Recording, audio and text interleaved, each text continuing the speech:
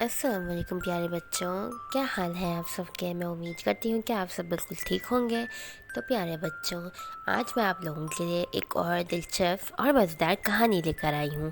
کہانی اگر اچھی لگے تو اسے لائک کرنا مت بھولیے گا اور میرے چینل کو سبسکرائب کر دیجیے گا۔ تو چلیں کہانی کو شروع کرتے ہیں۔ سینٹا کی داستان۔ شمالی قطب کی طرف ایک ضعیف شخص رہتا تھا۔ اس کا نام تھا نکولس۔ اسے معصوم بچوں کو ہنستا دیکھ کر بہت خوشی ہوتی تھی اور اسی غرض سے وہ پیارے بچوں کے لیے تحفے بناتا۔ انہیں تحفے تقسیم کرنے کے بعد جو بچے خوش ہوتے ان سے وہ بہت لطف اندوز ہوتا۔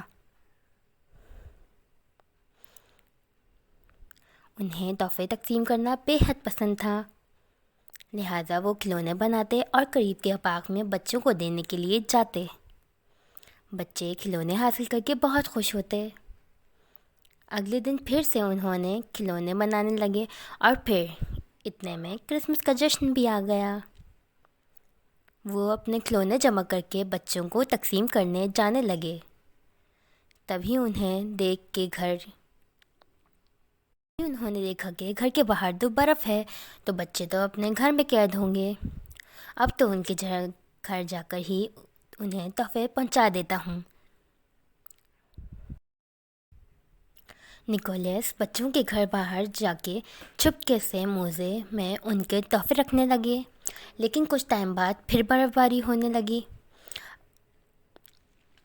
انہوں نے سوچا کہ گھر سے اپنی لکڑی کی گاڑی میں بچوں کے گھر تحفے پہنچا دوں گا۔ نکولس اپنی گھر جا کر اپنی لکڑی کی گاڑی پہ باقی بچوں کے تحفے پہنچانے کے لیے نکلے، مگر بے حد برف باری کی وجہ سے ان کا گاڑی چلانا مشکل ہو رہا تھا۔ وہ رکے اور پھر سوچنے لگے تو فوراً وہاں ایک پری آ گئی۔ نکولس پریشان نہ ہو، میں تمہاری مدد کے لیے آئی ہوں، لہٰذا آج سے یہ بلستان تمہارے پاس رہیں گے اور کھلونے بنانے میں بھی یہ تمہاری خوب مدد کریں گے۔ تم بہت اچھا کام کرتے ہو، تم بچوں کو خوش کرتے ہو اور ان کے لیے تحفے بناتے ہو، اور تمہاری یہ گاڑی جادوئی طاقت سے ہوا میں پرواز کرے گی، اور اب سے تم سینٹا کے نام سے پہچانے جاؤ گے۔ اور پھر سب نکولس کو سینٹا کے نام سے جاننے لگے۔